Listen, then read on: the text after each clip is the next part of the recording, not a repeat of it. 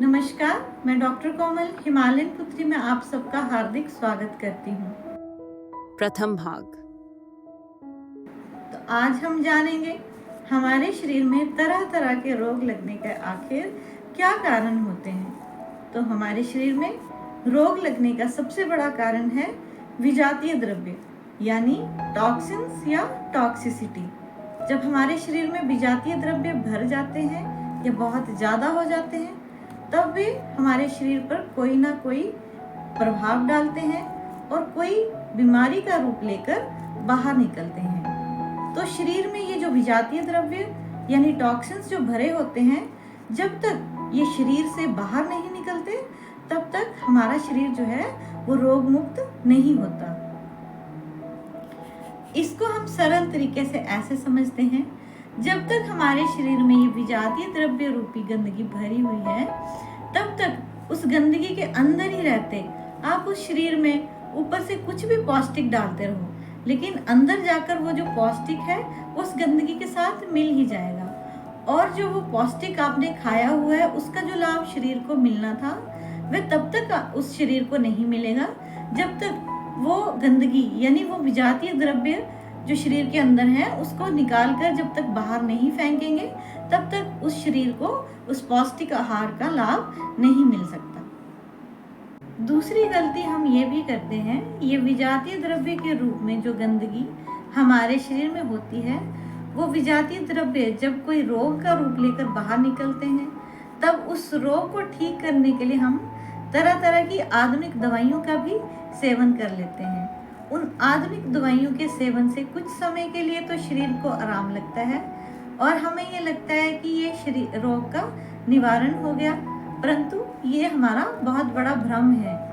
ये दवाइयाँ जो आधुनिक दवाइयाँ जो हम सेवन कर लेते हैं ये रोग का निवारण नहीं करती बल्कि रोग को अंदर ही दबा देती हैं। अब यहाँ दो बातें हो जाती हैं, एक ये जो विजातीय द्रव्य यानी जो गंदगी अंदर इकट्ठी हुई है, दूसरा उस पर हमने आधुनिक दवाइयों का सेवन कर लिया। ये दोनों मिलकर एक भयंकर रूप धारण करते हैं और किसी बड़ी बीमारी के रूप में फिर बाहर निकलते हैं।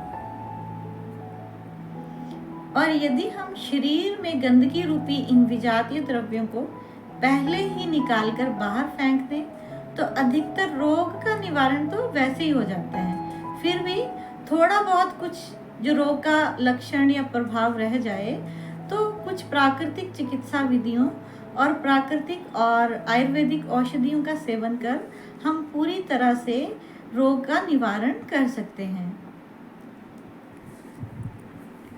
तो अब ये आप सब पर निर्भर करता है कि शरीर में जो कई सदियों से गंदगी भरी हुई है उसको अंदर ही रखना है, उन विजातीय द्रव्यों को अंदर ही रखना है और उस गंदगी के रहते आधुनिक दवाइयों का सेवन कर बड़े बड़े रोगों को निमंत्रण देना है, या फिर शरीर की इस गंदगी को बाहर निकालकर प्राकृतिक रूप से शरीर को स्वस्थ करना है। द्वितीय भाग। आज हम एक ऐसे विषय पर बात करने जा रहे हैं जो सबके घरों में इस्तेमाल होता है, लेकिन फिर भी इसके बारे में अनेकों सवाल और कंफ्यूजन्स हैं। तो वो है दूध।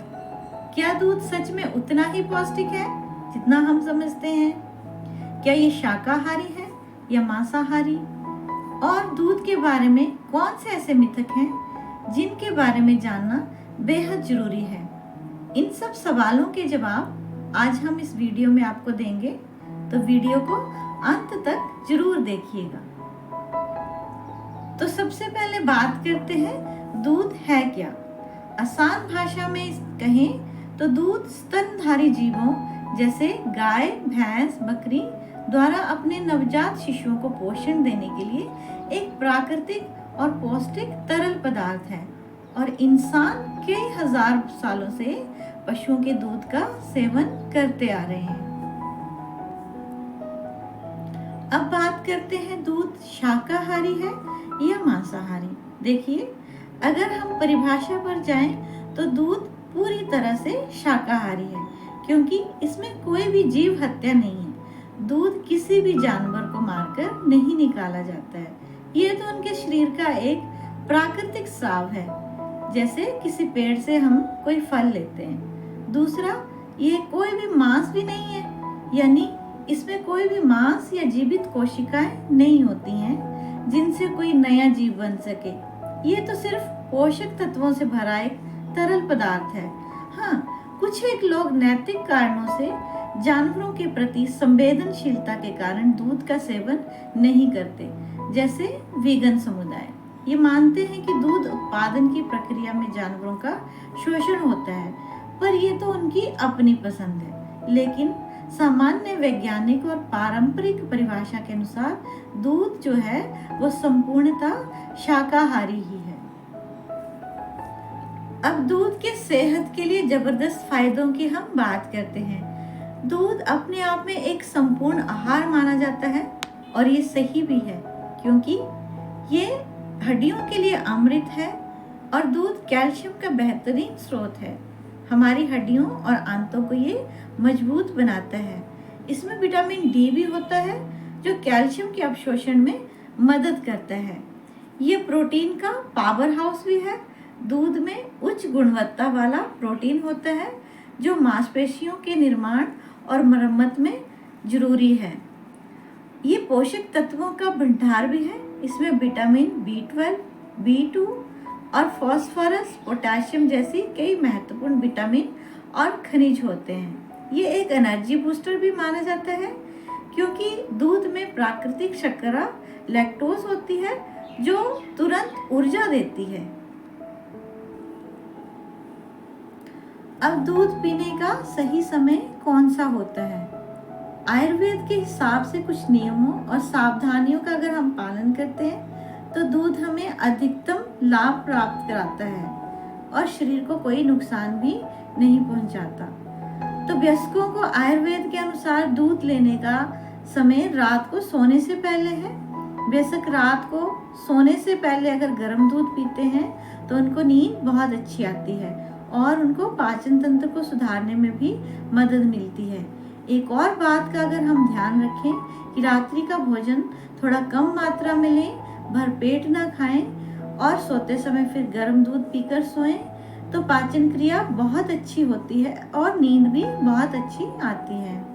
और बच्चों में दूध पीने का जो सही समय है वो सुबह का बताया गया है, और अगर शाम को सूर्यास्त से पहले भी बच्चे दूध का सेवन कर लें तो ये अच्छा माना जाता है।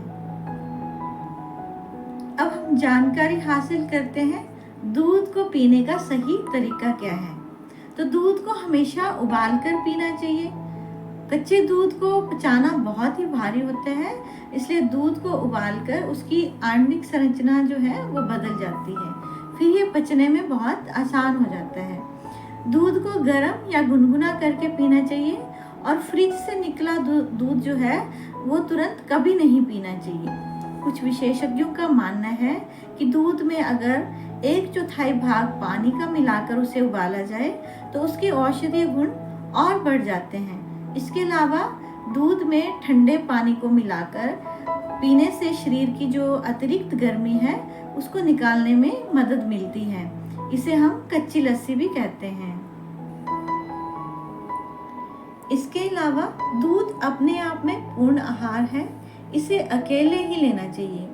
इसे किसी भी भोजन या फल के साथ नहीं लेना चाहिए। यदि दूध में मीठा डालना हो तो चीनी के बजाय गुड़, शक्कर या मिश्री का मीठा दूध में ले लेना चाहिए, अन्यथा इसको बिना मीठे के भी लिया जा सकता है। इसके अलावा दूध के भारीपन या कफ बढ़ाने वाले दुष्प्रभाव को कम करने के लिए इसमें चुटकी भर हल्दी, काली मिर्च, दालचीनी या सौंठ मिलाई जा सकती है।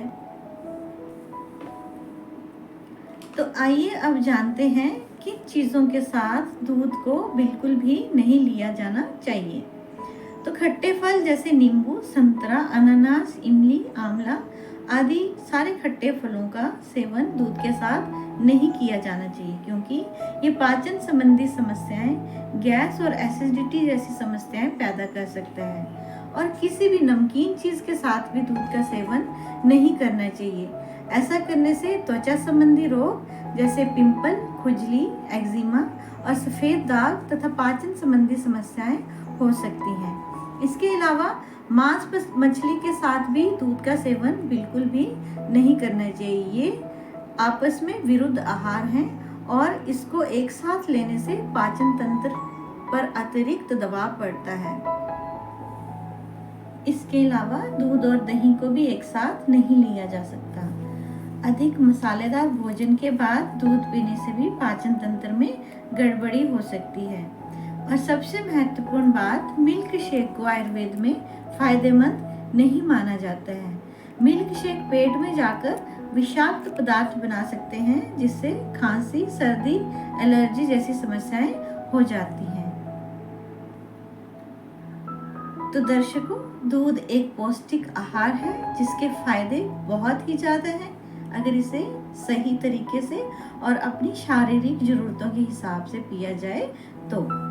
और ये पूर्णतः शाकाहारी भी है और सदियों से हमारी पोषण संबंधी जरूरतों को पूरा करता आ रहा है। मुझे उम्मीद है इस वीडियो से दूध को लेकर आपकी सारी समस्याएं दूर हो गई होंगी।